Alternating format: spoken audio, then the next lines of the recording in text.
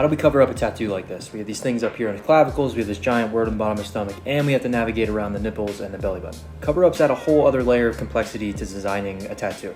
My goal with the cover-up is for the viewer to never even suspect that there was a tattoo there to be covered up to begin with. But there's even more complexity with black and gray because the grays that you see in the skin are translucent, whereas a color tattoo, they're opaque, so blues and reds and certain colors can cover up other colors. This tattoo is on Mark Barbera, by the way. He's a really great tattooer. You should check out his stuff. We got to know each other pretty well while we were doing these sessions, but he might be crazy because we ended up blacking out his nipples and his belly button. I had this whole thing drawn up for him, but when he got to my studio for the first session, my Thermofax wasn't working, and since he drove like 6 hours from Pittsburgh, I couldn't reschedule him.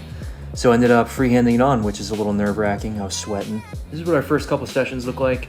I had to use lots of black and heavy dark gray to frame in the piece, but also cover up the big word below his belly button. And also use the black of the manes of the horses to cover up those tree branches? Those olive branches on his clavicles. We've added a little bit since this session, but this is pretty much where we ended up. It got really heavy at the bottom with all the dark and the black to cover up that word, but I think it balances out with all the negative space we use in the sun and even throughout the horses. If you like a piece like this, just click the link in my bio and I'll respond with a couple questions. It's super easy, ain't nothing to it but to do it.